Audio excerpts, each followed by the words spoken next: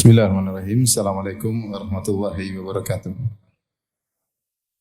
Alhamdulillahi ala ihsani wa syukru lahu ala taufiqihi wa amtinani. Asyhadu an la ilaha illallah wahdahu la syarika lahu ta'ziman li sya'ni wa asyhadu anna Muhammadan abduhu wa rasuluhu ada ila ridwani. Allahumma salli alaihi wa ala alihi wa ashabihi wa ikhwani. Hadirin dan hadirat yang dirahmati oleh Allah Subhanahu wa taala. Pada kesempatan kali ini kita akan membahas kandungan ayat-ayat dalam surat An-Naml ya. Sebagaimana kita ketahui di antara ibadah yang agung adalah membaca ayat-ayat Al-Qur'an ya. Al-Qur'an muta'abbadun bitilawatihi.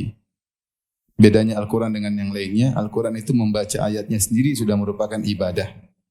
Makanya Nabi mengatakan la aqulu alif lam mim harfun walakin alifu harfun wa lamun harfun wa nun wa mim harfun. Aku tidak mengatakan alif lam mim satu huruf, tetapi alif sendiri satu huruf, lam satu huruf, mim satu huruf. Sehingga kalau orang baca alif lam mim dia telah membaca 3 huruf. Wal hasanatu bi asyarati amsalihha. Maka dia membaca 3 huruf dapat 30 pahala. Itu baru membacanya, apalagi ditadabburi.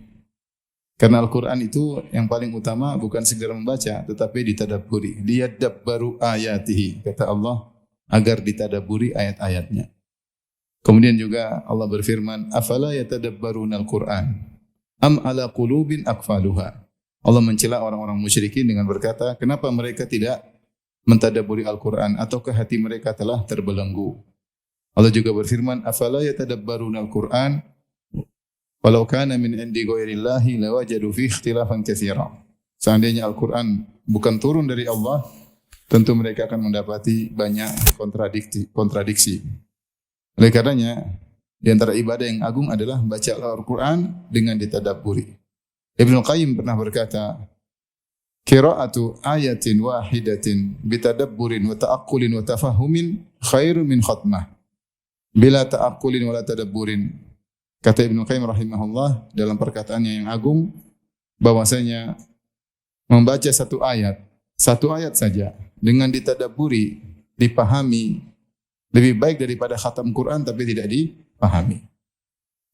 Karena dengan dipahami itulah akan berlanjut pada keimanan dan pada amal. Bagaimana cara kita bisa beriman dengan isi Al-Quran? Ya kita harus pahami, gitu tidak? Kalau kita enggak pahami, kita bagaimana menambah iman dengan tidak memahami isinya? Dan bagaimana kita bisa mengamalkan Al-Quran kalau kita tidak pahami?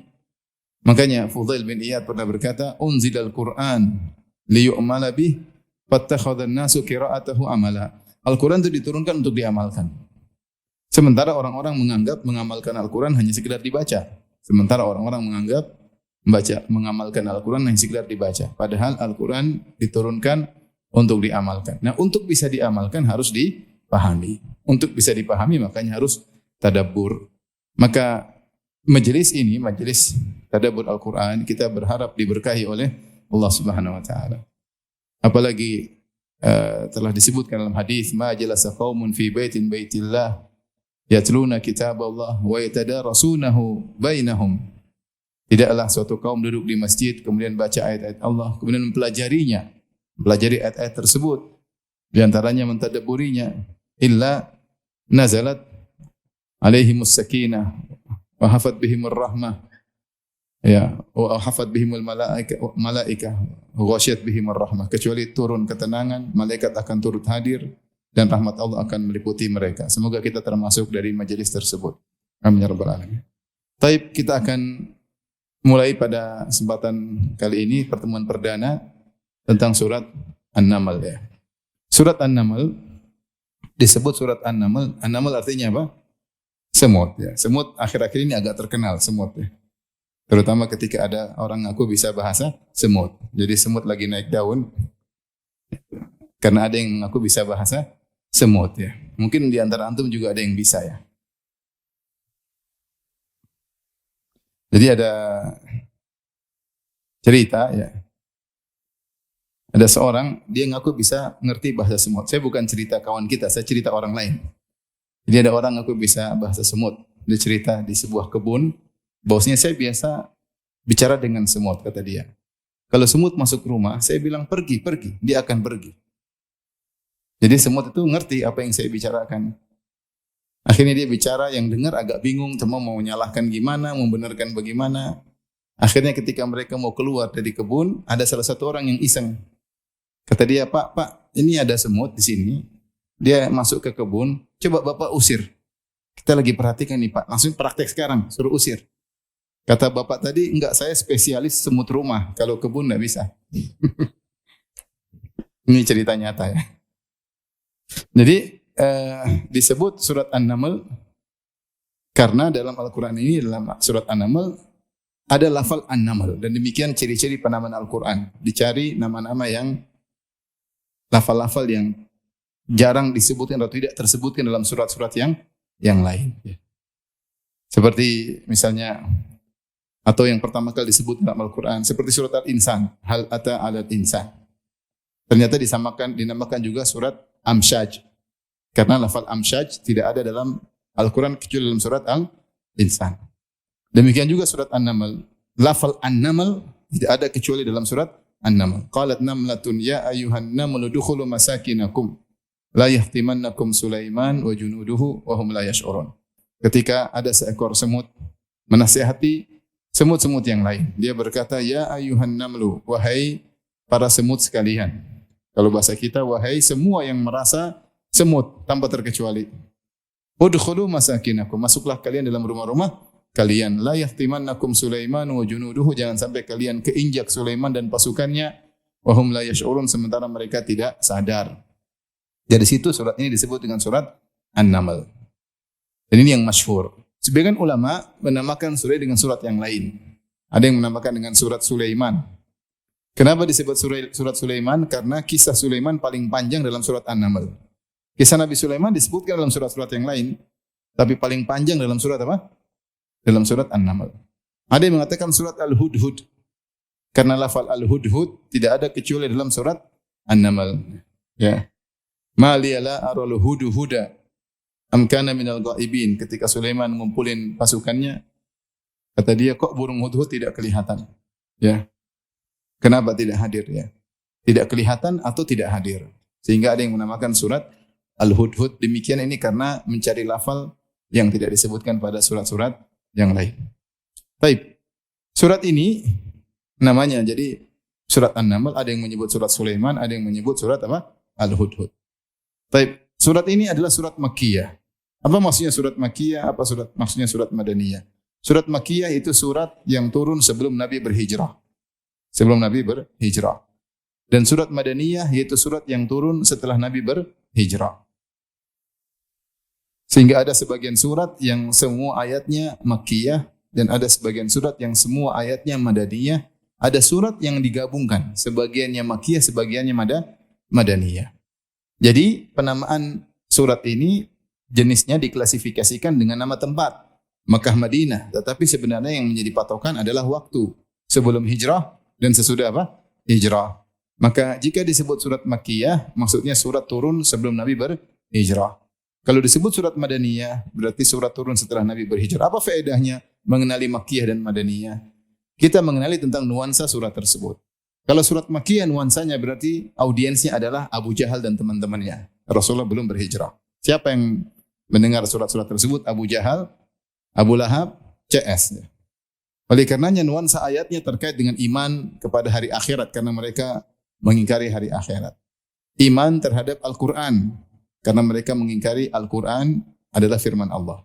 Iman tentang Muhammad Rasulullah karena mereka mengingkari Muhammad utusan Allah Subhanahu wa taala. Ini nuansa surat-surat Makkiyah tentang hari akhirat, tentang adab neraka. Demikian juga tentang cerita-cerita kisah-kisah Nabi masa lalu untuk menguatkan Nabi. Allah menceritakan kisah Nabi-Nabi terdahulu untuk menguatkan hati Nabi sallallahu alaihi wasallam.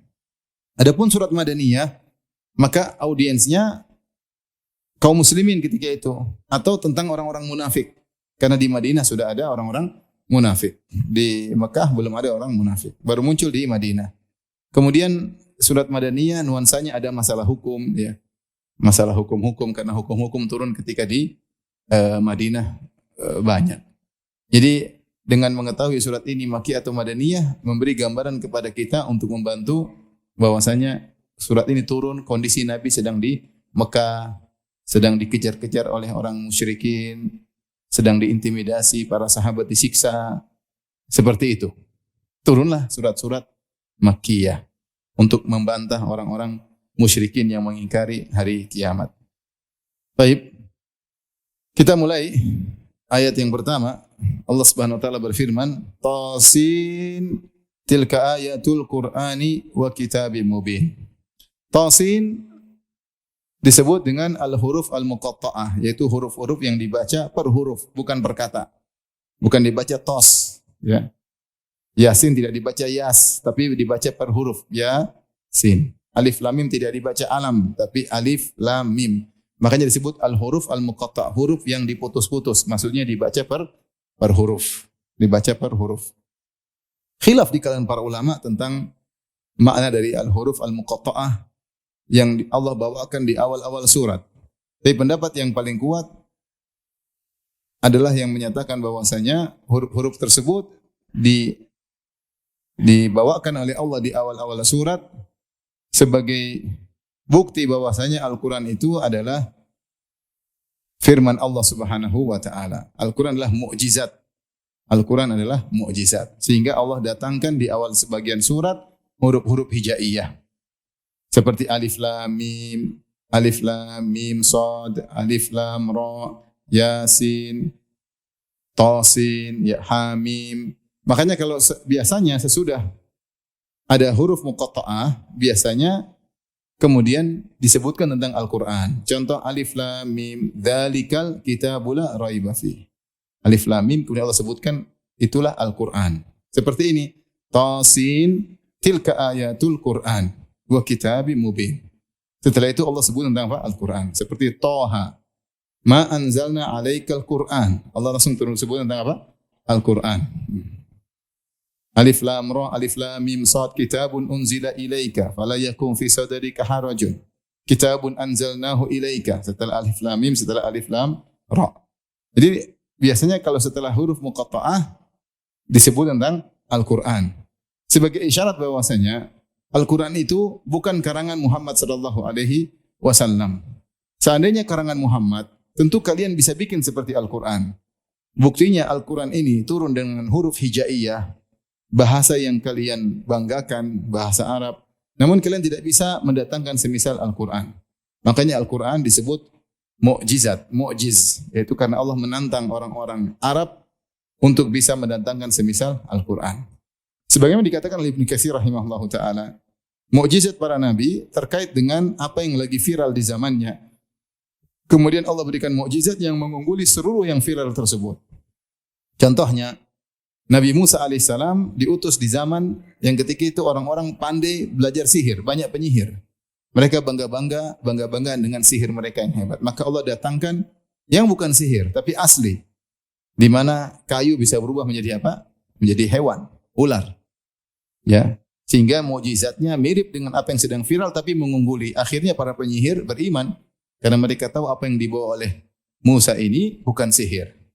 Ya. Karena mereka tahu ciri-ciri sihir karena mereka penyihir. Ini contoh. Contohnya Nabi Isa alaihissalam diutus oleh Allah di zaman yang lagi viral pengobatan. Namun ada beberapa penyakit yang mereka tidak mampu sembuhkan, seperti penyakit baros, seperti penyakit buta. Maka Allah mengirim Nabi Isa dengan mukjizat yang terkait dengan hal itu. Maka Nabi Isa bisa menyembuhkan orang buta, penyakit baros, wa uhyil mauta, bahkan Nabi Musa menghidupkan orang yang sudah mati biiznillah, dengan izin Allah Subhanahu wa taala. Maka dia mengungguli semua yang ada karena itulah tanda bahwasanya dia utusan Tuhan. Contohnya Nabi Yusuf alaihissalam di zaman orang-orang lagi jago mentafsirkan mimpi. Tetapi kalau mereka tafsirkan mimpi, terkadang benar 90%, akurasinya tidak 100%. Tetapi ketika Nabi Yusuf yang menafsirkan mimpi, akurasinya 100%. Tidak ada kesalahan, 0% kesalahan. Probability-nya 100%. Menunjukkan dia seorang nabi. Karena tidak ada yang bisa tahu menafsirkan mimpi dengan 100% kecuali utusan Tuhan. Ya. Contoh, sebut lagi kaum Nabi Hud alaihissalam. Dengan apa diberi mukjizat? Di antaranya kekuatannya. Karena kaum Ad lagi sombong dengan kekuatannya, bahkan disebutkan dalam buku tafsir, satu orang bisa menghancurkan satu kampung. Cukup kirim satu orang, satu kampung habis. Kaum Ad, ya, disebut tubuh mereka kuat. Ya. Wazadakum fil khalqi bastah. Allah tambahkan pada kalian tubuh yang kuat dibandingkan nenek moyang kalian, dibandingkan Nuh dan kaumnya. Tetapi Nabi Hud tantang mereka. Kata Nabi Hud, "Fakiduni jami'an, thumma la tunzirun. Inni tawakkaltu 'ala Allahi rabbi wa rabbikum." Silakan kalian seluruhnya bikin makar untuk mencelakakan aku, seluruhnya, gabung semuanya. Aku bertawakal kepada Allah. Kata Ibnu Qayyim, ini cukup bukti bahwasanya mereka tidak mampu mengalahkan siapa? Nabi Hud. Pada Nabi Hud apa? Sendirian. Mereka bangga dengan kekuatan, Nabi Hud tantang mereka dan mereka tidak bisa. Kenapa? Karena Nabi Hud bertawakal kepada siapa? Allah Subhanahu wa taala.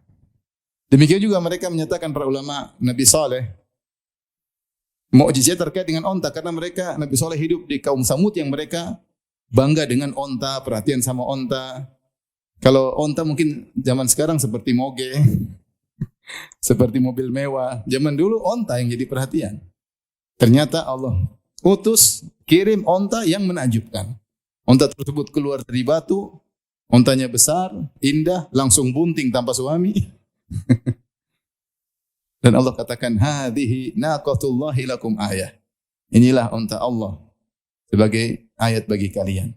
Maka setiap nabi diutus sesuai dengan diberi mukjizat yang terkait dan yang sudah viral di zaman tersebut.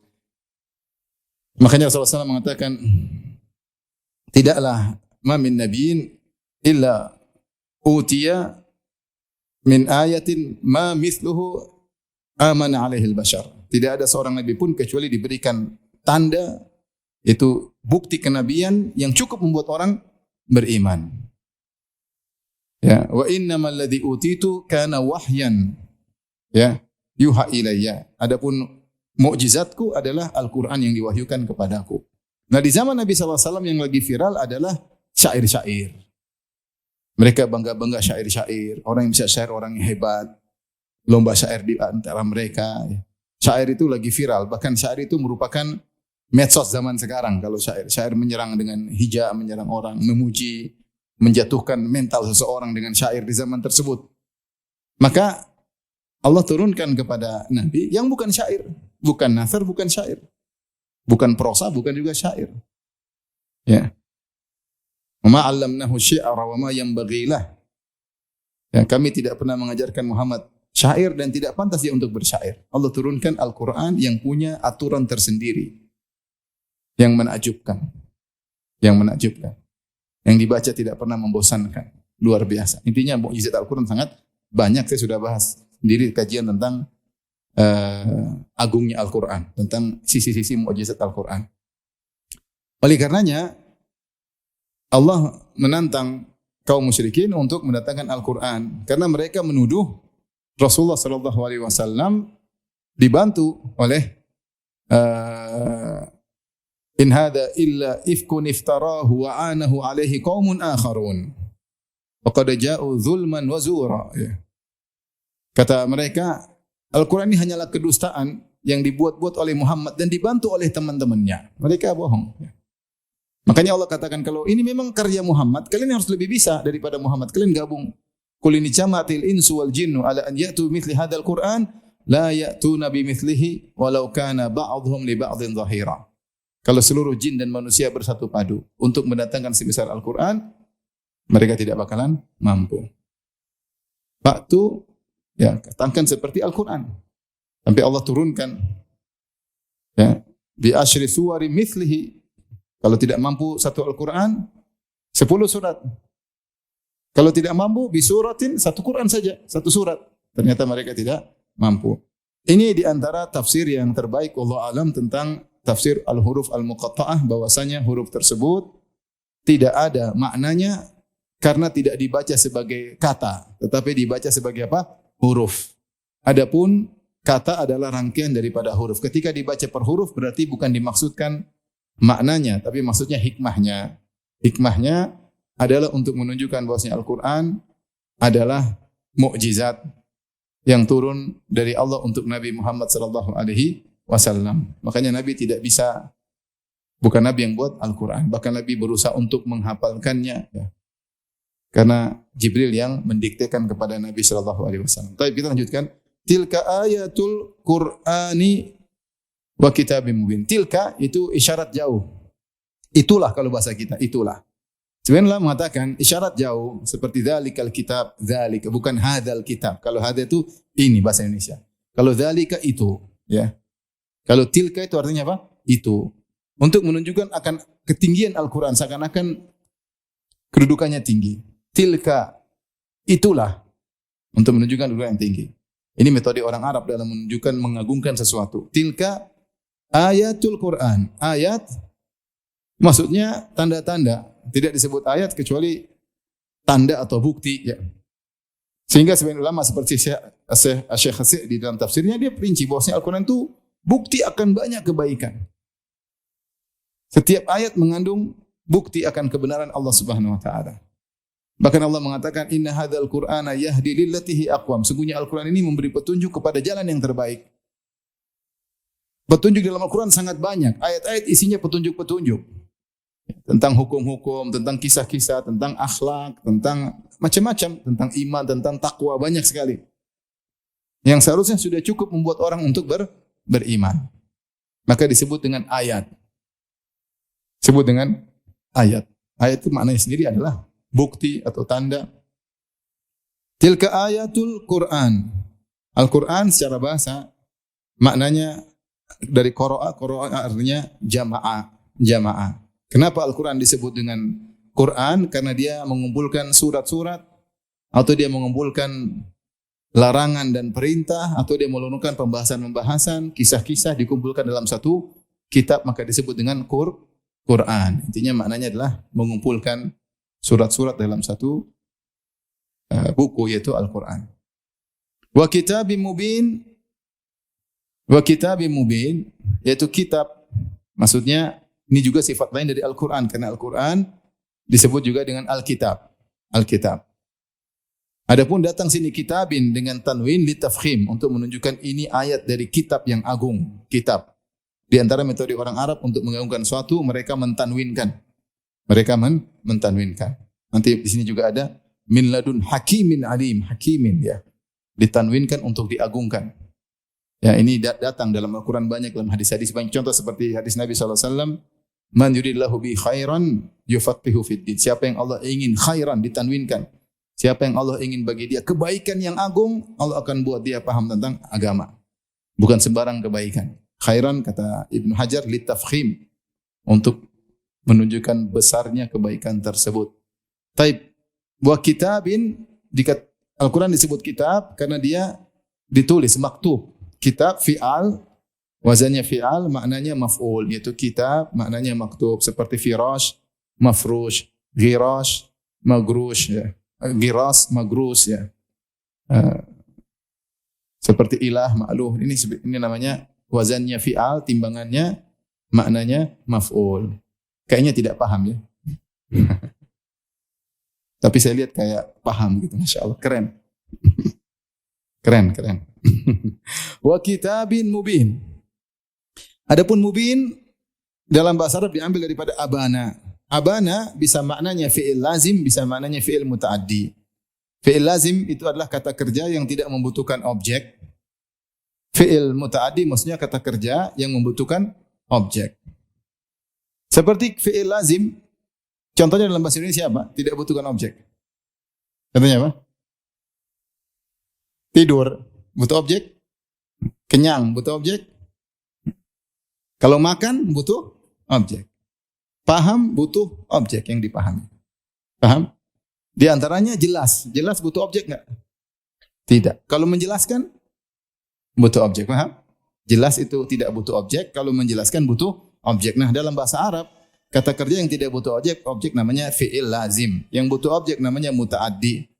Nah, abana jadi mubin itu isim fa'il dari kata kerja fi'il abana. Abana ini bisa dua maknanya. Terkadang dia fungsinya seperti fi'il lazim sehingga kita artikan kitabin bayyin, yaitu kitab yang jelas. Terkadang maknanya abana, maknanya yubayyin. Dan Al-Quran datang ayatin mubayyinat, ya, terkadang ayat-ayat disifati dengan mubayyinat yang menjelaskan. Maka dalam Al-Quran, Al-Quran memiliki sifat terhadap ayat-ayatnya bayyinah, yaitu jelas, dan terkadang maksudnya juga sekaligus mubayyinah, menjelaskan. Dari sisi ayatnya jelas. Dan setiap ayat tersebut juga mubayyinah, menjelaskan. Ini makna mubin, yaitu jelas dan menjelaskan. Catat ya. Mungkin keluar di ujian, mungkin.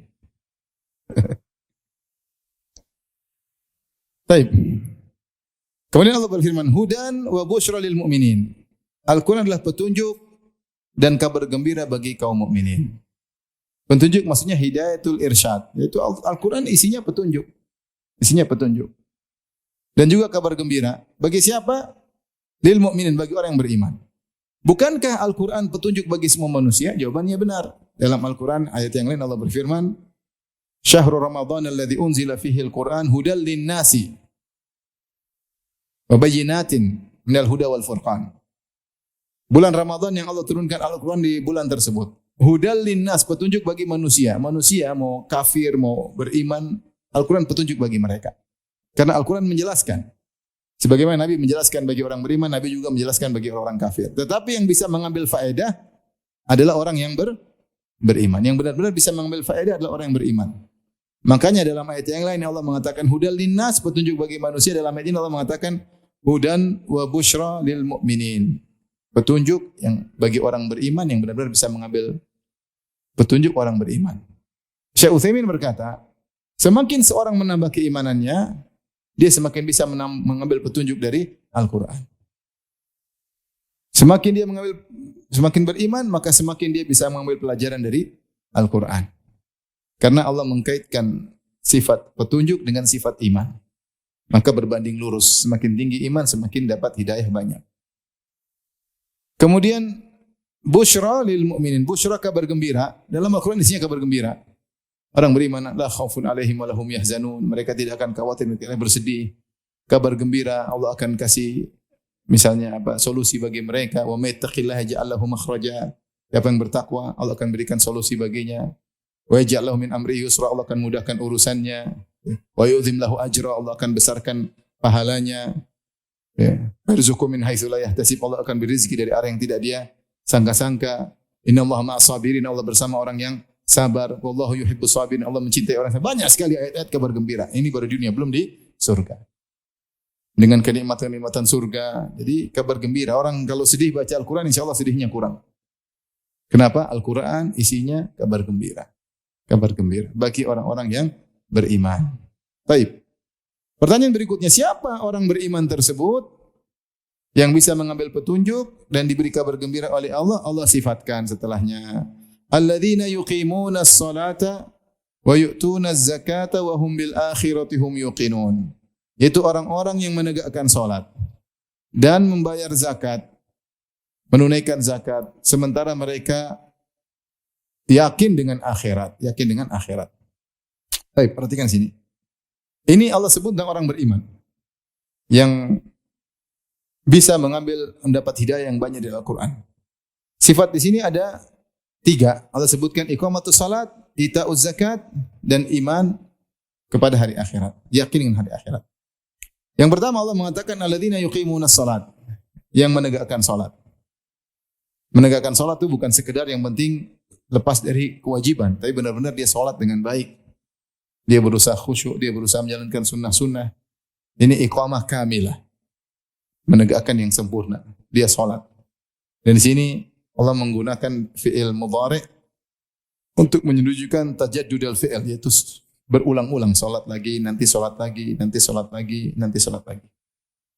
Baik. Kemudian sifat kedua, wa yu'tuna zakat, bayar zakat. Zakat kapan baru turun syariatnya? Zakat turun syariatnya yang benar sejak di Mekah kaum muslimin sudah suruh bayar zakat, namun secara umum, yaitu kalau mereka punya kelebihan harta mereka bayar zakat. Adapun aturannya sekian persen itu baru di Madinah. Itu baru di Madinah. Jadi yang terkenal di kalangan fuqaha bahwasanya syariat zakat baru turun tahun kedua Hijriyah, maksudnya aturan baku bahwasanya zakat emas, perak, sekian-sekian, zakat misalnya tanaman tumbuhan, zakat ini ada aturannya. Zakat hewan itu baru di Madinah. Ketika di Mekah, siapa yang memiliki harta berlebihan wajib untuk membayar zakat. Bayar zakat. Dan mereka sejak di Mekah mereka bayar zakat. Meskipun di Mekah. Wa yu'tuna zakata. Sama. Allah juga menggunakan fi'il mudhari' yang menunjukkan kesinambungan, yaitu perbuatan yang berulang-ulang. Kemudian Allah mengatakan wa hum bil akhirati hum yuqinun. Sementara mereka terhadap akhirat hum yuqinun, mereka senantiasa yakin. Di sini Allah menggunakan terkait dengan akhirat, Allah menggunakan jumlah ismiyah. Menurut ahli bahasa Arab, jumlah ismiyah tadullu ala al-istimrar, menunjukkan kesinambungan.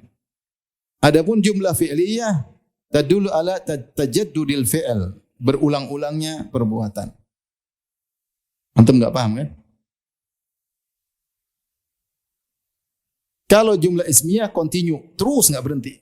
Kalau jumlah fi'liyah tidak continue tapi berulang lagi, berulang lagi, berulang lagi. Seperti salat, kita tidak salat terus kan? Ya enggak? Tapi salat nanti berhenti, nanti datang waktu salat lagi, berhenti lagi. Tapi kalau iman harus terus-menerus. Tidak boleh lepas, terus-menerus iman. Terus-menerus iman. Makanya ketika Allah berbicara tentang iman kepada hari akhirat, Allah menggunakan jumlah ismiyah. Makanya antum belajar bahasa Arab. Kalau antum bisa bahasa Arab, kita ngaji tafsir tuh nyaman, enak. Karena benar-benar menakjubkan Al-Quran itu. Tapi kalau nggak bisa bahasa Arab, ya qadarullah. Yang penting kaifahaluk sudah bisa. Kaifahaluk. Khair, Masya Allah. Kaifahaluk. Barakallahu fiik, Masya Allah. Bagus. Jazakallah khairan. Udah bagus, tinggal lanjut. Jangan cuma sampai di situ. Ya. Malu sama anak-anak Madinah, masih kecil sudah bisa bahasa Arab. Baik, kita lanjut. Innal ladzina, setelah Allah memuji orang-orang beriman, lantas Allah menceritakan tentang orang-orang yang tidak beriman. Kata Allah Subhanahu wa taala, innal ladzina la yu'minuna bil akhirati zayyana lahum a'malahum fahum ya'mahun. Sungguhnya orang-orang yang tidak beriman dengan akhirat, kami hiasi amal perbuatan mereka, ya, sehingga mereka merasa mereka di atas kebenaran. Fahum ya'mahun, sementara mereka dalam kondisi sesat. Ya, ya'mahun ada yang mengatakan artinya sesat, ada yang mengatakan dalam kondisi bingung. Al-hayrah, mutahayyirun, mutaraddidun. Ada yang mengatakan maksudnya dhalun, sesat, ada yang mengatakan bingung dan bimbang. Ini balasan bagi mereka. Taib yang melakukan penghiasan terhadap amal mereka syaitan tentunya. Syaitan. Tetapi Allah sandarkan kepada Allah karena Allah yang menghukum mereka sehingga syaitan membuat mereka menganggap amalan mereka baik. Allah berfirman, syaitan telah bersumpah, la uzayyinanna lahum fil ardi, di hadapan Allah, sungguh aku akan menghiasi maksiat mereka di atas muka bumi. Sehingga Allah menghiasi perbuatan maksiat seakan-akan itu baik. Sebaliknya perbuatan ketaatan seakan-akan buruk. Allah menghiasi perbuatan maksiat. Kalau ketaatan jangan nanti begini, nanti begitu, jadi dibuat buruk. Kalau maksiat dihiasi, sampai orang ketagihan. Kalau tidak bermaksiat, dia tidak nyaman. Makanya dalam surat An-Naml sendiri, burung hudhud bercerita tentang Ratu Bilqis dan pengikutnya. Kata burung hudhud menceritakan, nanti akan kita sampai pada kisah Nabi Sulaiman. Kata burung hudhud, wa zayyana lahumu syaitanu a'malahum fasaddahum 'anis sabil. Syaitan menghiasi perbuatan mereka sehingga menghalangi mereka dari jalan yang benar. Yaitu syaitan menghiasi agar mereka menyembah matahari. Syubhat, syaitan ke syubhat. Matahari yang merupakan sumber kehidupan, matahari sumber kehangatan, matahari yang menumbuhkan tumbuhan. Sehingga akhirnya mereka sembah apa? Matahari. Syaitan kasih syubhat. Sehingga disangka penyembah matahari adalah perbuatan yang indah. Dalam ayat yang zayyana lahumu syaitanu ma kanu ya'malun, Allah menghiasi, syaitan menghiasi perbuatan mereka, maksiat mereka, sampai ya mereka menyangka mereka di atas kebenaran. Innahum ittakhadhu syayatin awliya'a min dunillah wa yahsabuna annahum muhtadun. Mereka menjadikan setan-setan sebagai penolong-penolong mereka dan mereka menyangka mereka di atas petunjuk. Banyak orang kafir menyangka mereka di atas petunjuk. Allah sebutkan dalam Al-Quran. Wa yahsabuna annahum muhtadun, mereka menyangka mereka di atas petunjuk. Di antaranya orang-orang Nasara. Allah berfirman, "Qul hal nunabbi'ukum bil akhsarina a'mala alladzina dhalla sa'yuhum fil hayatid dunya wa hum yahsabuna annahum yuhsinuna sun'a." Maukah kabarkan kepada kalian tentang orang yang paling merugi amalan mereka, yaitu orang-orang yang sesat di dunia dan mereka menyangka mereka telah berbuat yang sebaik-baiknya. Disebutkan di antara tafsiran para salaf, Nasara. Yang berletih-letih bekerja namun tidak ada nilainya. Kenapa? Setan telah menghiasi. Makanya Ibnu Katsir menyebutkan dalam tafsirnya, dalam tafsir Amilatun Nasibah, sudah capek berletih-letih beramal, tasla narun hamiyah, ternyata masuk neraka. Suatu hari Umar bin Khattab melewati marra bidair rahib. Umar melewati rumah pastor, kuil pastor. Maka Umar berkata, "Fanadahu ya rahib, wahai rahib, keluarlah." Fa asyrafa. Pastor tersebut keluar. Maka kemudian faja'ala Umar yanzuru ilaihi wa yabki. Umar pun lihat pastor tersebut, dia pun menangis. Maka teman-temannya berkata, "Ma yubkika min hadza ya Amirul Mukminin?" Apa yang buat kau menangis gara-gara lihat pastor ini? Kata Umar, "Dzakartu qaulallahi ta'ala." Aku ingat firman Allah Subhanahu wa taala fi kitabih, dalam Al-Qur'an, "Amilatun nasibah tasla naron hamiyah." Ya. Orang-orang yang melakukan letih beramal soleh kemudian ternyata masuk neraka jahanam. Capek. Coba misalnya seorang pastor tidak nikah, tidak punya anak, capek enggak? Jomblo enak enggak? Hah? Susah kan? Susah. Dia melakukannya karena menganggap itu baik. Rahbaniyah. Ibtada'uha. Ya. Mereka menganggap ini suatu yang baik, padahal tidak baik. Tidak baik. Maka Umar pun menangis. Kenapa dianggap baik? Karena syaitan menghiasi. Syaitan menghiasi. Jadi bukan merasa kita yakin benar, pasti benar. Tidak. Ikut dalil. Karena syaitan bisa menghiasi. Menghiasi maksiat menjadi terasa baik. Maka harus dipikir dengan akal sehat. Ya. Taib. Di sini, kenapa Allah menghiasi amal mereka sehingga mereka jadi sesat? Karena balasan atas keburukan mereka. Falamma zagu azagallahu qulubahum, tatkala mereka sesat maka Allah semakin sesatkan mereka. Wa nuqallibu afidatahum absaruhum kama lam yu'minu bihi awwala marrah. Kami palingkan hati mereka, kami palingkan pandangan mereka karena mereka tidak beriman di awal kali. Ketika Nabi mendakwahi mereka, mereka ngeyel, Allah semakin sesatkan apa? Mereka.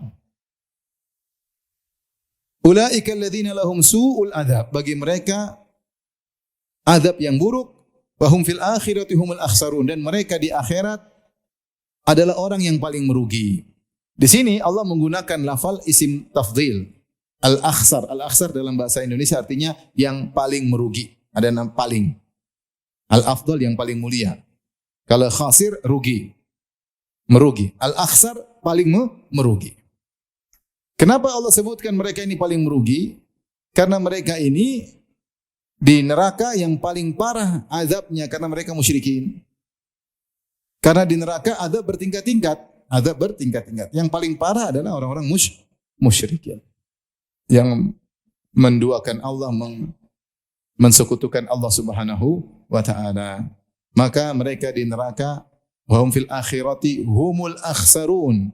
Mereka di akhirat, mereka adalah orang-orang yang paling merugi, Kalau kita baca tentang bagaimana kerugian yang mereka rasakan luar biasa, ya. Sampai Allah sebutkan misalnya Allah hadirkan mereka dengan sesembahan mereka. Allah berkata, sebagian musyrikin ada yang nyembah malaikat. Maka Allah berkata kepada malaikat, "Ahaula'i iyyakum kanu ya'budun?" Wahai malaikat, apakah mereka dulu sembah kalian? Malaikat bilang, "Enggak, bal kanu ya'budunal jinna." Mereka dulu sembah jin. Yang mereka sembah berlepas diri. Ini suatu merugikan sekali. Sama, Allah hadirkan orang Nasara di hadapan Nabi Isa pada hari kiamat kelak. Terus Nabi Isa berlepas diri. Allah bertanya, "Anta qulta lin-nasi ittakhiduni wa ummiya ilahaini min dunillah?" Wahai Isa, apakah kau dulu mengatakan kepada umatmu, jadikan aku dan ibuku Tuhan-Tuhan selain Allah? Nabi Isa berkata, qala subhanaka ma yakunu li an aqula ma laisa li bihaq. Ya. Azan. Baik. Azan dulu baru salat dulu ya. Azan salat baru lanjut. Baik. Kita salat dulu, insyaallah kita lanjutkan. Bismillahirrahmanirrahim. Assalamualaikum warahmatullahi wabarakatuh. Alhamdulillah, salatu wassalamu ala Rasulillah wa ala alihi wa sahbihi wa ala. Saya harap ikhwan bisa sabar ya, karena ini kajian sebulan sekali ya. Kapan habisnya kalau cepat, jadi sabar ya. Tapi kita lanjutkan, tadi kita sampai pada firman Allah, wa hum fil akhirati humul akhsarun. Mereka di akhirat paling merugi, karena di neraka juga bertingkat-tingkat. Yang paling merugi orang-orang musyrikin. Di antara bentuk kerugian mereka, bahwasanya sembahan mereka berlepas diri. Tentunya Nabi Isa alaihissalam ketika ditanya oleh Allah di hadapan kaum Nasara di hari kiamat kelak, anta qulta lin-nasi ittakhiduni wa ummi ilahain min dunillah. Wahai Isa ibnu Maryam, apakah kau telah memerintahkan umatmu dengan mengatakan jadikanlah aku dan ibuku sesembahan selain Allah? Maka Nabi Isa berlepas diri ya. Subhanaka ma yakunu li an aqula ma laysa li bihaq. In kuntu qultuhu faqad alimta. Ta'lamu ma fi nafsi la a'lamu fi nafsik innaka anta 'allamul ghuyub. Ma qultu lahum illa ma amartani bihi an ibudullaha rabbi wa rabbakum wa kuntu 'alaihim shahidan ma dumtu fihim falamma tawaffaitani kunta anta raqiba 'alaihim. Kata Nabi Isa, Maha suci Engkau ya Allah, aku tidak mungkin mengucapkan apa yang tidak benar tentang ucapan yang tidak benar. Kalau aku pernah mengucapkan, pernah memerintahkan demikian, tentu Engkau tahu. Aku tahu. Engkau tahu apa yang ada pada diriku dan aku tidak tahu apa yang pada dirimu, dan engkau mengetahui yang gaib.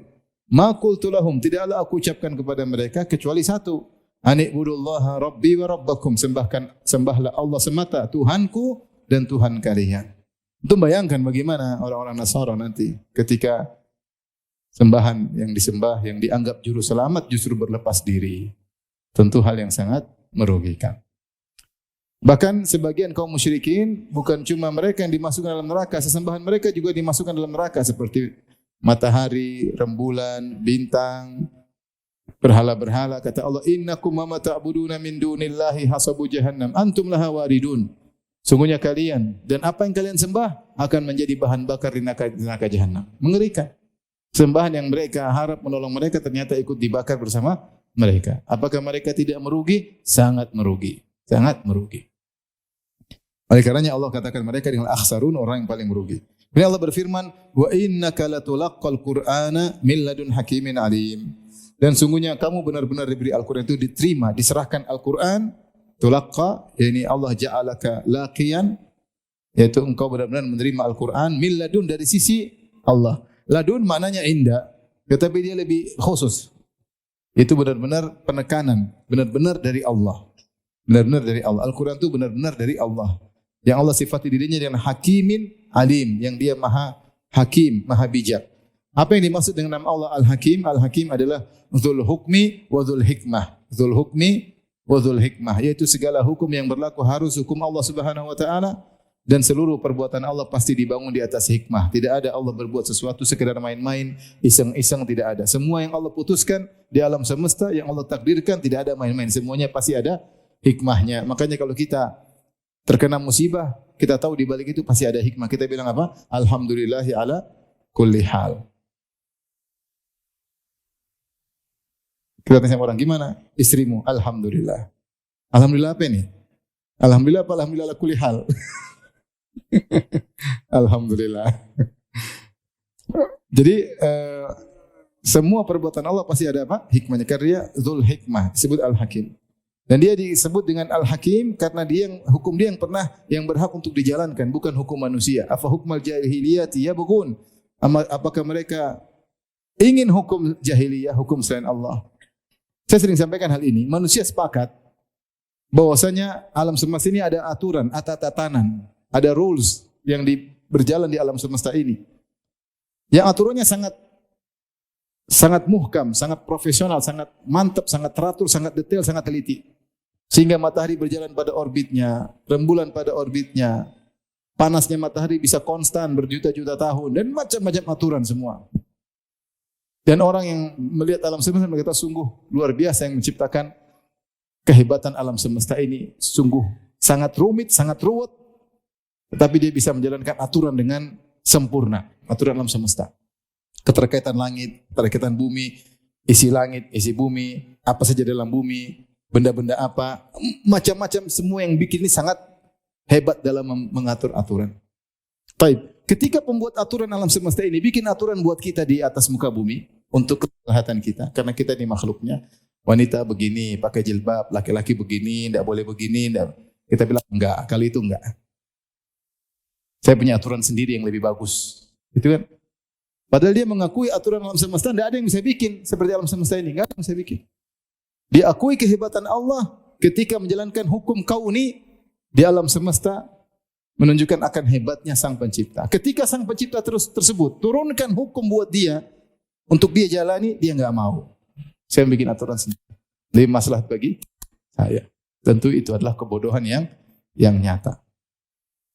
Maka kita umat Islam harus terima apa yang Allah Rasulnya turunkan, kita terima sesuai hawa nafsu atau tidak. Wa'lamu anna fikum Rasulullah law yuti'ukum fi katsirin minal amri la'anittum, kata Allah berikan nikmat kepada kita. Ketahuilah di tengah-tengah kalian ada Rasulullah. Seandainya Rasulullah ikuti kemauan kalian semua, akan menyusahkan kalian. Jadi aturan bukan ikuti hawa nafsu manusia. Allah turunkan yang maslahat bagi apa? Manusia. Maka kita tinggal terima. Taib, setelah itu Allah sifati dengan alim. Alim, Al-Quran turun dari yang maha hikmah dan maha ilmu. Ya. Allah mengetahui tentang yang masa lalu maupun yang akan datang. Makanya kemudian dan semua yang Allah sampaikan di Al-Quran pasti ada pelajaran. Maka ini sebagai muqaddimah untuk Allah cerita tentang kisah Nabi Musa. Ingatlah, kisah Nabi Musa ini yang menceritakannya adalah Hakimun Alim. Yang maha bijak dan maha berilmu mengetahui segala sesuatu. Makanya di antara mukjizat Al-Quran, Al-Quran menceritakan tentang masa lalu. Kisah-kisah Nabi Bani Israel, padahal Nabi Muhammad tidak bisa baca, tidak bisa tulis. Tidak pernah interaksi dengan Bani Israel, tidak pernah baca Taurat dan Injil. Tapi dia bisa cerita tentang kisah Nabi Musa dengan detail. Kenapa? Karena yang mengabarkannya adalah Al-Alimul Khabir, yang maha mengetahui gaib baik yang lalu maupun yang akan datang. Tapi kita lanjutkan paragraf berikutnya. Satu paragraf sudah selesai. Paragraf berikutnya kita lanjutkan.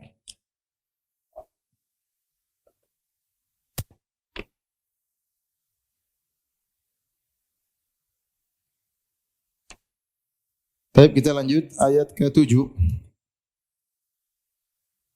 Sekarang baru jam 7:30. Setengah jam lagi. Kuat? Kuat Ustaz. Kuat Ustaz harusnya gitu. Kuat? Masya Allah. Kita lihat aja. Tapi setelah itu Allah Subhanahu wa taala cerita tentang kisah para nabi, di antara kisah Nabi Musa, kemudian nanti Nabi Sulaiman. Baru kisah Balkis. Pertama kisah Nabi Musa, sedikit satu paragraf. Demikian, jadi kalau kita belajar Quran kita bisa satu paragraf. Paragraf berikutnya apa keterkaitan paragraf sebelumnya dengan paragraf sesudahnya. Disebut dengan ilmu apa? At-tanasub, tentang munasabah. Keterkaitan antara ayat 1 dengan ayat sebelumnya dengan ayat sesudahnya, antara paragraf 1 dan paragraf setelahnya. Baik. Allah berfirman, "Idz qala Musa li ahlihi inni anastu nara." Tatkala Musa alaihissalam berkata kepada istrinya, "Inni anastu nara," yaitu aku merasakan ada api. Anas itu ahsastu, yaitu aku merasakan ada api. Maksudnya, aku melihat api dari kejauhan. Sa'atikum minha bi khabar. Aku akan membawa kepada engkau khabar dari api tersebut. Au atikum bi shihabin qabas. Atau aku akan membawa kepadamu suluh api. Yaitu saya akan bawa api dari sana. Kayu dikasih nyala untuk bawa ke sini. Buat apa? La'allakum tastalun, agar kalian nyaman, ya. Cerita ini adalah potongan dari kisah Nabi Musa. Sederhananya, singkatnya, nanti akan mungkin dijelaskan dalam surat Al-Qasas. Tapi intinya Nabi Musa waktu kecil dibuang oleh ibunya di Sungai Nil, kemudian diambil oleh Fir'aun dan istrinya jadi anak angkat. Sehingga Nabi Musa tumbuh besar jadi orang yang kuat. Suatu kejadian Nabi Musa menolong seorang Bani Israel yang dizalimi oleh seorang Kipti, yaitu sukunya Fir'aun. Akhirnya Musa pukul, akhirnya mati. Ketika orang ini mati, Musa pun kabur jadi buronan. Jadi buronannya Fir'aun dan bala tentaranya. Maka dia pun kabur dari Mesir ke Madian. Mesir ke Madian. Kalau di peta, Mesir di sini, Madian di sini. Jadi Mesir di benua Afrika, Madian di benua Asia. Jadi dia pergi antar benua. Subhanallah, kabur. Mungkin 1000 kilo lebih. Makanya lihat peta, oh ternyata jauh Nabi Musa jalan. Kabur. Setelah itu sampai di sana dia ketemu dengan 2 orang wanita, dia tolong ambilkan air, kemudian diundang makan, kemudian ketemu bapaknya, jadi bapak mertua akhirnya nikah sama seorang wanita tersebut, kemudian bayar maharnya 10 tahun jadi tukang kebun, ngurus kambing, jadi gembala kambing. Setelah 10 tahun kerja, Nabi Musa ingin pulang lagi ke Mesir. Kata sebagian ahli tafsir, Nabi Musa rindu kepada keluarganya, ingin lagi ketemu mamanya, ketemu kakaknya, Nabi Harun, ketemu kakak perempuannya. Rindu ingin ketemu mereka, maka dia pun bawa istrinya, wasara bi ahlihi, dia bawa istrinya. Dan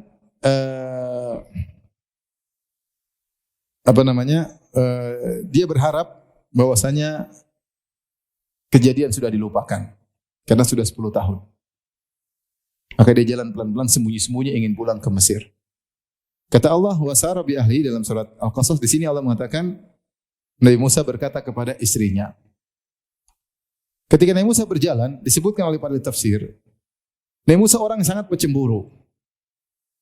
Ada rombongan selalu berangkat dari Madian ke Mesir, dari Madian ke Mesir, selalu ada rombongan.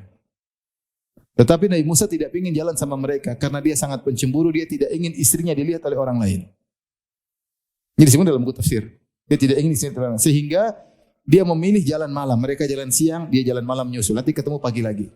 Nanti mereka berjalan, dia istirahat. Dia gantikan perjalanan di malam hari, siang istirahat. Seperti itu. Dia nyusul. Sampai suatu hari dia kehilangan jalan. Ketika itu malam musim dingin. Dan istrinya 1. Istrinya berapa? 1. Karena dia menikah dengan salah satu dari 2 wanita dari anak orang soleh di Madian. Ya. Makanya calon mertuanya berkata, "Inni uridu an unkihaka ihda banatayya hataini." Aku ingin nikahkan engkau dengan salah satu dari 2 putriku. Nabi Musa istrinya berapa? 1. Sama seperti antum, 1. Saya salah atau benar? Kadang benar, kadang salah ya. Baik. Nabi Musa jalan, kenapa saya sampaikan ini? Ada karena satu faedah. Saya bukan sekedar bercanda, tapi ada faedahnya. Nabi Musa berkata, qala Musa li ahlihi. Dia berkata kepada istrinya, "Inni anastu nara." Sungguhnya aku merasakan dari kejauhan aku melihat api. Seakan-akan istrinya enggak lihat. Maka dia tidak mengatakan ini ra'aitu nara, dia mengatakan aku anas itu ahsas itu aku merasa seakan-akan kejauhan ada api. Sementara mereka kedinginan. Maka dia berkata, "Sa'atikum minha bi khabar." Sungguh aku akan datangkan bagi kalian kabar tentang api tersebut. Di sini sebagian ulama mengambil faedah Nabi Musa berbicara dengan istrinya dengan dhamir kata ganti kedua jamak. Kata ganti kedua jamak yaitu kamu, kalian. Ya enggak? Kata kedua ganti jamak, orang kedua jamak maksudnya apa? Kalian. Antum kalau bahasa kita, antum. Kalau satu orang anta atau dipelesetin ente. Anta. Tapi kalau banyak orang antum. Ini menunjukkan Nabi Musa ketika berbicara dengan istri cuma 1 dengan penuh penghormatan. Karena orang Arab ketika menjamakkan sesuatu yang tunggal dalam rangka untuk pengagungan. Seperti dalam Al-Quran Allah sering mengatakan inna, kami. Padahal Allah cuma apa? 1. Ini metode bahasa Arab. Di antara juga ketika berbicara dengan orang, istri meskipun istri 1, dibilang antum. Dan ini juga dilakukan oleh Nabi SAW. Ketika Nabi SAW baru pertama kali dapat wahyu, Nabi SAW turun ketakutan. Rasulullah berkata kepada Khadijah, istrinya cuma 1 waktu itu. Zammiluni. Pakai kata ganti kedua jamak. Hendaknya kalian menyelimutiku. Dalam riwayat yang lain, subbu alayya bima'in barid. Intinya Nabi Muhammad SAW berbicara dengan Khadijah dengan kata ganti orang kedua jamak sebagai bentuk penghormatan. Ini pelajaran bagi kita. Kalau bicara sama istri, ini buat kepentingan ibu-ibu ya. Kalau bicara sama istri dengan kata penghormatan. Jangan kita bicara merendahkan apa? Istri. Ingat bahwasanya surga kita atau kualitas kita di hadapan Allah tergantung dengan bagaimana sikap kita terhadap istri. Bukankah Nabi bersabda, khairukum li ahli. Sebaik-baik kalian adalah yang terbaik bagi istrinya. Wa ana khairukum li ahli. Aku adalah suami yang terbaik. Nabi mengatakan yang terbaik di antara kalian di sisi Allah, yaitu surganya paling tinggi, adalah yang terbaik bagi istrinya. Oleh karena jika seorang ingin meraih keterbaikan al-khairiyah di hadapan Allah, maka dia berakhlak kepada istrinya. Di antaranya dia mengucapkan kata-kata yang menunjukkan penghormatan kepada istrinya. Lihat Musa alaihissalam. Kuatnya seperti apa Musa alaihissalam? Ada tutup sumur dari batu. Tidak ada yang bisa angkat 10 orang. Kecuali 10 orang. Musa angkat sendiri. Luar biasa. Kalau orang lain menimba air pelan-pelan, dia nimba air cepat. Karena dia kuat sekali. Dari Musa pukul orang, sekali pukul langsung tewas. Kita berkali-kali enggak tewas-tewas. Nabi Musa ada batu, dia pukul batu sampai 6 pukulan, ada bekas kapalan tangan Musa di batu. Kalau kita pukul batu, bekas batu di tangan kita. Maksudnya kuat luar biasa. Tapi ketika sama istri, lembutnya luar biasa. Harusnya demikian. Antum kalau di luar, macan di rumah kucing. Jangan sebaliknya. Di luar kucing meong-meong, di rumah. Wow. Kebalik. Lihat Musa alaihissalam, kuatnya seperti itu, sama istrinya lembut sekali. Dia mengatakan, sa'atikum. Dia tenangkan istrinya. Maksudnya dia bilang, istriku saya akan pergi sebentar. Tunggu sebentar, tidak lama-lama. Dia tenangkan istrinya. Karena dia akan tinggalkan istrinya. Mungkin tempat dilihat jauh. Kalau istrinya dibawa capek, letih. Kau tenang di sini. Saya akan balik. Dia pakai bahasa untuk menenangkan apa? Istrinya. Sa'atikum. Minha bi khabarin. Tentang kabar. Tentang api tersebut. Di sini ada dua pendapat. Pendapat jumhur mengatakan khabar maksudnya Musa ingin tahu jalan kita sudah benar atau tidak. Karena dengan api tersebut kita bisa melihat arah. Jadi khabar anit tariq. Ini pendapat jumhur. Pendapat Tahir bin Ashur dalam tafsirnya maksudnya anil makan. Di situ tempat siapa tahu ada orang di situ, kok ada api, mungkin bisa jamu kita, mungkin istirahat di rumahnya. Maka kau tunggu sebentar, dia tenangkan istrinya. Saya akan cari kabar dari api tersebut. Au atikum bisyihab, atau saya datangkan api. Kalau memang ternyata enggak ada tempat untuk singgah, ternyata saya juga kesesat jalan, enggak tahu jalan pulang, jalan pergi, ya sudah saya akan ambil suluh api untuk nyalakan api di sini. La'allakum tastalun, agar kalian hangat. Agar kalian hangat. Para ulama ketika membahas ayat ini mereka mengatakan di antara sunnah para rasul adalah berkhidmat kepada istrinya. Berkhidmat kepada apa? Istrinya. Iya, kita ngalah sama istri, bantu istri. Ya. Dan di antara sunnah para rasul bersafar dengan istrinya. Dari Musa safar dengan istrinya enggak? Makanya antum laki-laki kalau safar dengan istri, kalau ada laki-laki tidak suka safar dengan istri bahaya. Senangnya jalan sendiri. Usahakan safar dengan istri agar kita lebih terjaga. Kecuali kondisi tidak memungkinkan. Kalau bisa jalan safar istri, jalan dengan istri. Ya, Nabi Musa safar dengan istri. Rasulullah SAW kalau safar pasti bawa istri. Karena istrinya banyak pakai undian. Kalau antum kan gak usah pakai undian. Udah tinggal jalan aja bawa istri. Sebagai bentuk penghormatan terhadap istri. Teman berbicara, teman safar. Jadikan istri sebagai teman berbincang-bincang. Agar hidup itu nyaman, agar hidup itu bahagia. Jangan suami sibuk main HP, istri sibuk main HP. Suami nonton film India, istri nonton film Korea. Buyar rumah tangga. Buyar rumah tangga. Kita sengsara di dunia.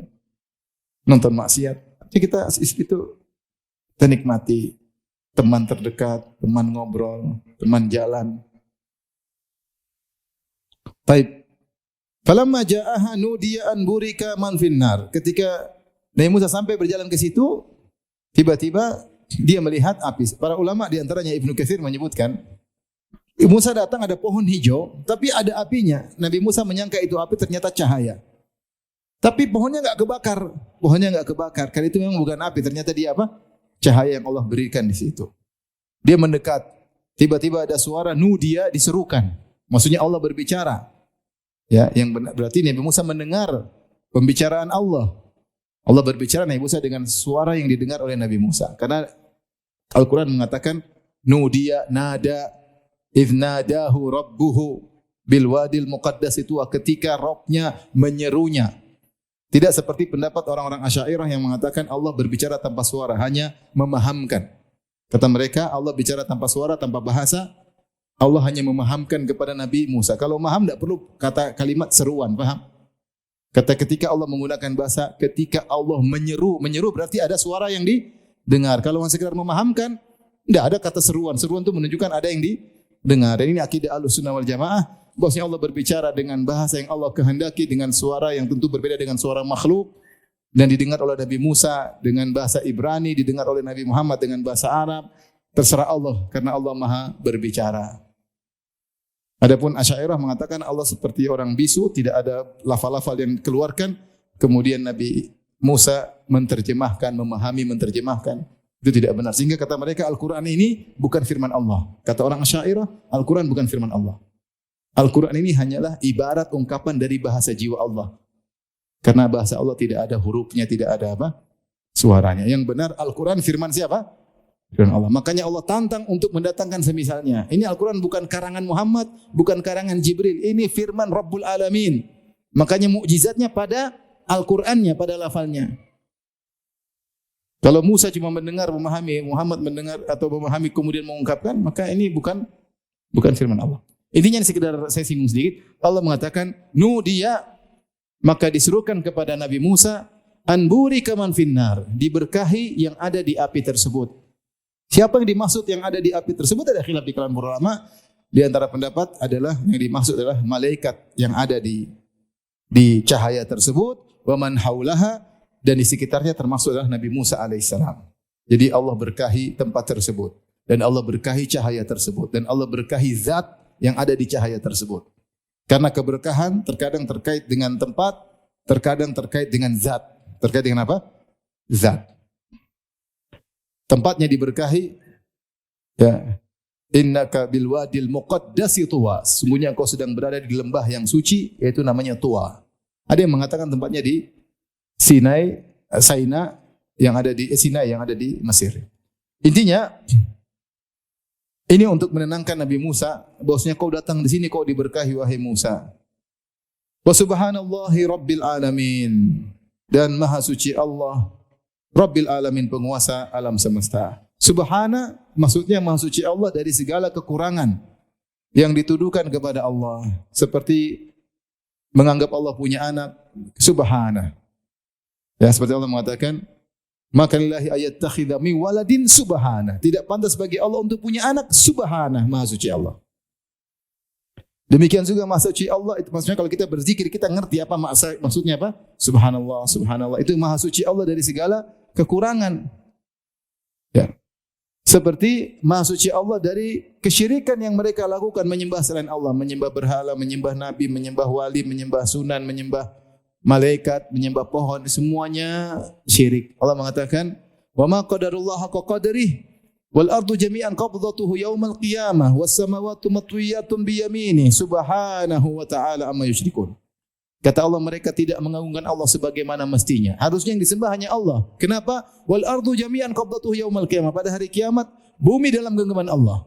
Was samawati matwiyatun bi yaminihi. Langit yang berlipat-lipat, yang bersusun-susun, yang begitu luasnya dilipat dengan tangan kanan Allah. Itulah yang berhak disembah. Bukan makhluk yang tidak bisa apa-apa, yang lapar, yang haus, yang ketakutan, yang mati, jangan disembah. Yang disembah adalah zat yang maha hidup, yang ketika hari kiamat bumi dalam genggamannya, yang melipat langit. Katoyi sijili lil kutub, seperti melipat lembaran-lembaran buku. Mudah bagi Allah. Itu yang berhak disembah. Setelah itu Allah mengatakan, subhanahu wa ta'ala, maha suci Allah atas apa yang mereka syirikkan, sekutukan. Jadi kalau kita baca subhanallah, kita ngerti maknanya. Ya, di sini Allah mengatakan subhanallah rabbil alamin, maha suci Allah penguasa alam semesta, yang menciptakan alam semesta, yang memiliki alam semesta. Rububiyah, makna Rabb, kembali kepada tiga makna. Yang mencipta, dari tidak ada menjadi ada, yang menguasai, dan yang mengatur. Itu makna Rabb. Makna apa? Rabb. Makanya kalau kita berdoa, kita sering mengatakan, ya Rabbi, ya Rabbi. Dan para nabi kalau berdoa, Rabbana, Rabbana, Rabbi. Maksudnya, wahai sang penciptaku, wahai yang menguasai diriku, wahai yang mengatur diriku, yang mengatur rizkiku, yang mengatur masa depanku. Ya Rabb. Itu maknanya. Kalau kita berdoa, kita hadirkan makna ini. Ya Rabb.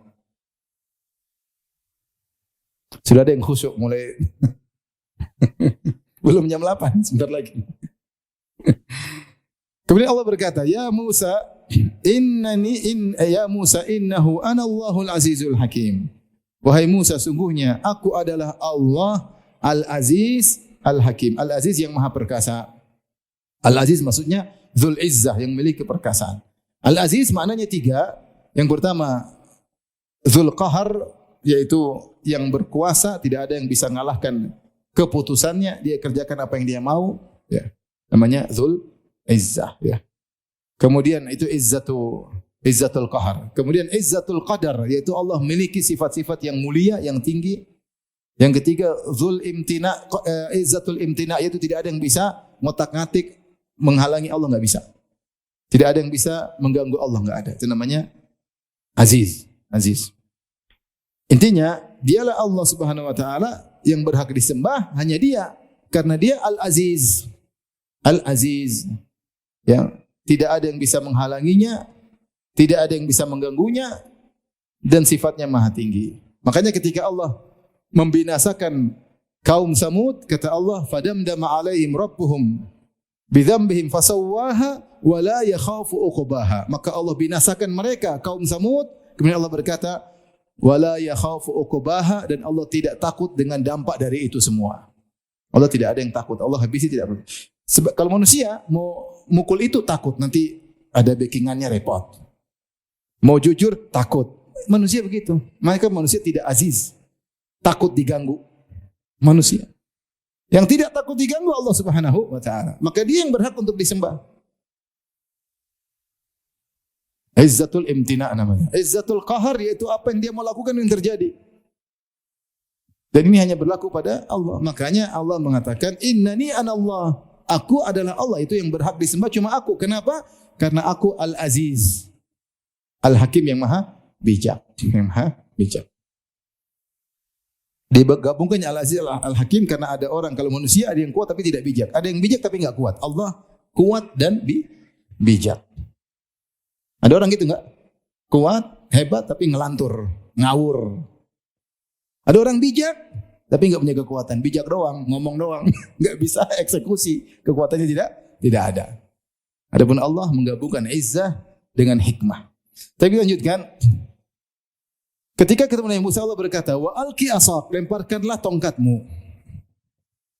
Dalam surat yang lain Allah bertanya, wa matilka biyaminika ya Musa, apa di tangan kananmu wahai Musa? Nabi Musa cerita, tilka asak, hiya asaya atau apa asaya atau aku alaiha.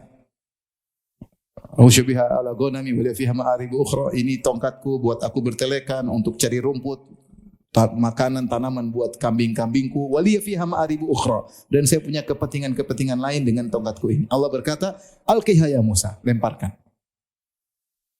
Lemparkan ya Musa. Jadi Allah mukaddimah dulu, ngobrol dulu, wahai Musa itu apa, ini apa, karena Allah ingin bikin mukjizat dengan tongkatnya. Apa itu Musa tongkat? Benar tongkat? Iya. Buat apa? Buat ini. Nah, ini teman lama aku, maksudnya Musa ini selalu aku bawa. Coba lempar, tiba-tiba jadi ular. Bukan tongkat yang lain, ini tongkatmu. Sebenarnya mengatakan kalau kita dakwah itu kasih mukaddimah. Jangan langsung, sungguhnya kalau mati masuk neraka atau surga, ya pelan-pelan dulu. Kau kerja di mana, mukaddimah dulu. Nabi Musa ketika ditanya tentang tongkat, dia semangat cerita karena dia sering bawa tongkat tukang kebun sama tukang gembala kambing. Maka dia cerita. Taib. Allah mengatakan alqiha ya wa alqi asak, lemparkanlah tongkatmu. Falamma ra'aha, Nabi Musa lempar, falamma ra'aha, tatkala Nabi Musa lihat, tahtazzu ka'annaha jannu wala mudbiran walam yu'aqib. Tiba-tiba tongkatnya bergerak seperti ular yang lincah. Jan itu ular yang lincah.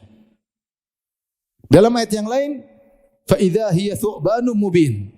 Tiba-tiba tongkat tersebut menjadi ular yang besar. Thu'ban itu ular besar. Dalam ayat ini Allah mengatakan ka'annaha, seakan-akan jan, yaitu ular yang lincah. Sehingga para ulama mengatakan ular ini besar tapi lincah kayak ular kecil. Ular kan kalau ular gemuk kan pelan-pelan harusnya. Ini ular gede tapi lincah. Jadi digabungkan dalam ayat thu'banun mubin, dalam ayat yang lainnya ka'annaha jan, seakan-akan dia ular yang kecil yang lincah padahal dia besar. Ketika Musa melihat ular gede lincah, walla mudbiran, maka dia langsung jadi lempar ini misalnya. Dia langsung enggak mundur, tapi langsung balik kabur. Bukan mundur. Kalau kan ragu-ragu kan mundur gini. Musa enggak, langsung balik belakang, langsung apa? Kabur. Makanya Allah mengatakan akbil, balik lagi Musa balik. Saking takutnya ya, kaget lihat ular segede itu. Padahal Musa kuatnya kayak apa? Mungkin harusnya dia bisa tinju tuh ular, tapi dia takut gede banget. Maka dia bukan cuma mundur belakang, kohkoroh enggak, balik cerit kabur. Kata Allah akbil, balik belakang. Jangan takut. Ya Musa, la takhaf, inni la yakhafu ladayal mursalun. Wahai Musa, jangan takut. Tidak ada rasul yang takut di sisiku. Balik. Illa man dzalama tsumma baddala husnan. Kecuali yang berbuat dosa, itu yang takut. Kalau enggak dosa enggak usah takut, kata Allah. Makanya Allah mengatakan, "Qul inni akhafu in asaitu rabbi adzaba yaumin adzim." Katakanlah wahai Muhammad, sungguhnya aku takut jika aku bermaksiat dengan adab yang pedih pada hari kiamat. Kalau enggak zalim, enggak dosa, ngapain takut? Ada yang mengatakan sebagian ulama, Musa ketika itu takut, dia ingat kesalahannya. Dia pernah mukul orang. Seakan-akan saya tidak pantas jadi seorang rasul. Tidak pantas jadi utusan Allah dengan tawadhu'nya. Dia ingat. Maka Allah ingatkan. Kata Allah, illa man dzalama, jangan takut. Illa man dzalama, kecuali yang berbuat dosa, thumma baddala husnan ba'da su', kemudian dia bertobat dan melakukan kebaikan. Fa inni ghafurur rahim, aku Maha Pengampun lagi Maha Penyayang. Kalau dosa tidak bertobat, takut. Tapi engkau kan sudah bertobat. Aku setelah mengampuni dosamu. Kemarilah, enggak usah takut. Ini mukjizat yang pertama dari Musa. Setelah itu, jadi kita tahu kalau orang yang zalim dia memang takut.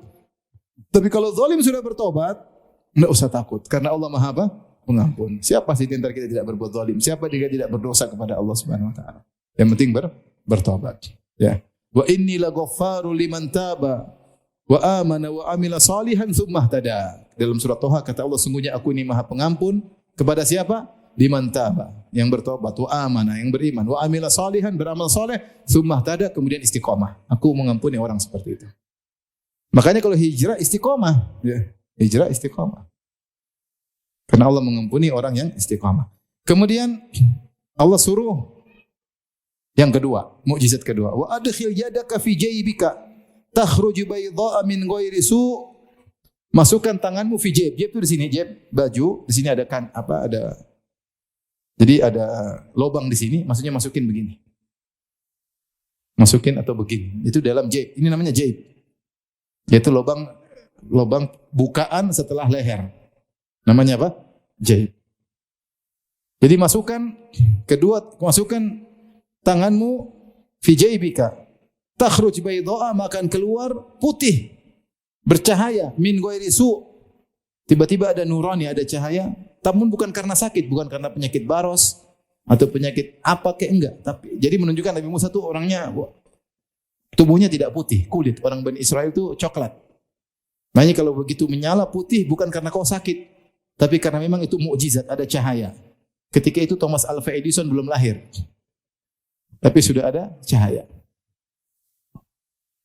Fitis ayatin ila fir'auna wa qaumihi.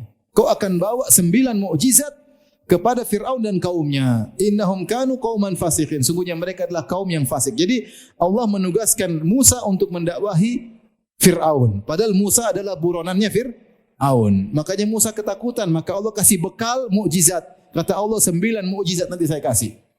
Temui Fir'aun. Walaqad ataina Musa 9 ayatin.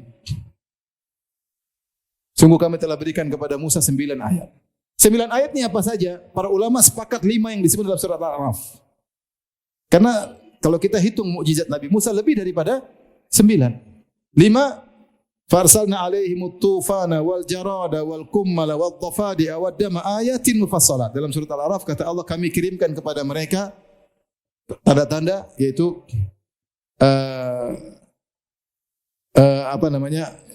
pertama banjir besar, tufan, yaitu banjir menghabisi tumbuhan mereka, Bani Israil orang Mesir, Egypt, kebun-kebun mereka rusak. Yang kedua, al-jarad, yaitu belalang banyak menghabisi kebun-kebun mereka. Yang ketiga, kutu banyak di tempat tidur mereka, gigit mereka banyak enggak wajar. Wad-dafadi, yang keempat, kodok di mana-mana. Kalau mereka buka mulut, kodok masuk. Sehingga mereka jadi kodok banyak. Yang terakhir darah. Semua sumur mereka isinya darah. Sungai yang mereka mau ambil air isinya apa? Darah. Kecuali sumurnya Bani Israil. Karena Bani Israil punya kampung sendiri. Ini 5. Ini sepakat, inilah termasuk 5. Yang 4, khilaf. Apa sih 4 mukjizat yang lain? Maka ada yang mengatakan, karena mukjizat banyak. Ada yang mengatakan 4 itu maksudnya ular. Tongkat jadi apa? Ular. 1. Yang kedua, tangan. Keluar apa? Lampu. Yang ketiga, walaqad akhadna ala fir'auna bis-sinina wa naqsim minats thamarati. Sungguh kami telah menghukum keluar Fir'aun dan pengikutnya dengan musim kemarau. Ini ketiga. Kemudian yang berikutnya, yang keempat, berkurangnya tumbuhan. Ini ada yang mendapat begini. Ada yang mengatakan maksudnya yang keempat adalah lautan ketika dipukul terbelah. Ada lagi mengatakan di antara mukjizat, yang 4 ini mereka khilaf. Karena mukjizat Nabi Musa banyak, di antaranya wa dhallalna 'alaikumul ghamama. Ketika mereka Bani Israil keluar, ada awan yang menaungi. Wa nazzalna 'alaikumul manna wa salwa. Kami turunkan makanan langsung dari langit, manna dan salwa. Enggak usah dimasak, langsung makan. Lezat. Ini juga di antara mukjizat Nabi Musa, pukul batunya keluar 12 keran. 12 keran. Di tengah padang pasir keluar 12 keran. Sehingga mereka kemana-mana mereka bawa batu. Kalau mau butuh air, plung, keluar 12 keran. Karena mereka 12 suku. Yang benar, mukjizat ini, yang dimaksud dengan 9 adalah mukjizat yang dilihat oleh Fir'aun dan pengikutnya. Adapun tadi batu dipukul itu setelah Bani Israil keluar dari Mesir. Ghamamah yang menaungi mereka, awan itu juga setelah mereka keluar dari apa? Mesir. Manna wa salwa juga setelah mereka keluar dari Mesir. Yang dimaksud dengan 9 mukjizat adalah yang dilihat oleh Fir'aun dan bala tentaranya. Di antara yang dilihat selain 5 tadi adalah ular, tongkat jadi apa? Ular. Ular memakan tongkat-tongkat ular kecil. Tangan keluar apa? Cahaya. Kemudian laut dipukul terbelah. Kan mereka lihat kan? Terbelah. Ini di antara mukjizat yang kemudian tadi musim kemarau. Ini yang dilihat oleh Fir'aun dan bala tentaranya. Jadi Allah Subhanahu wa taala memberi mukjizat kepada Nabi Musa, maksudnya latihan dulu, briefing dulu, lempar jadi apa? Ular. Ambil lagi jadi tongkat lagi. Karena kalau tidak di briefing, nanti Musa kaget. Kalau ketemu Fir'aun, mana mukjizatmu ini? Terus dia kabur kan? Kabur lu ya. Tapi makanya briefing dulu. Nanti kalau kok kan kaget. Jadi latihan dulu. Sudah pede, baru ketemu siapa? Fir'aun. Ya namanya semua butuh persiapan.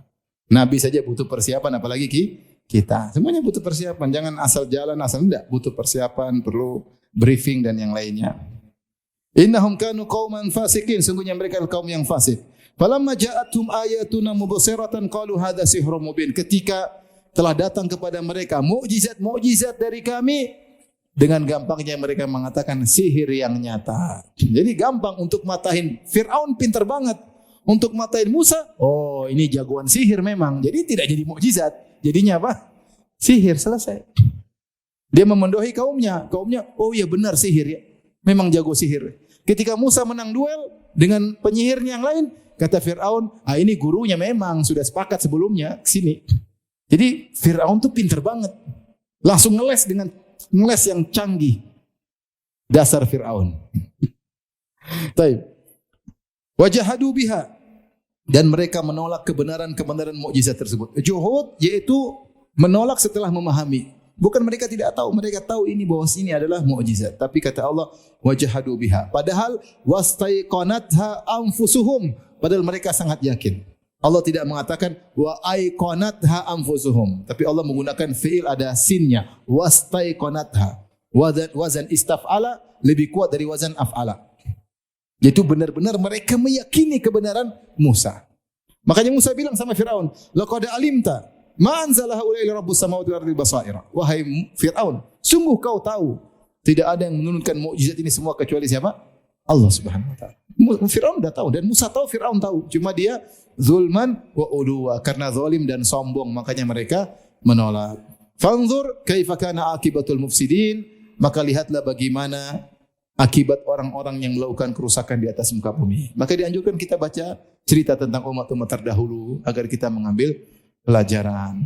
Demikianlah paragraf kedua sudah selesai. Insyaallah kita lanjutkan paragraf berikutnya tentang kisah Nabi Sulaiman, dan alhamdulillah jam 8 ya. Sebagaimana yang sudah saya sampaikan.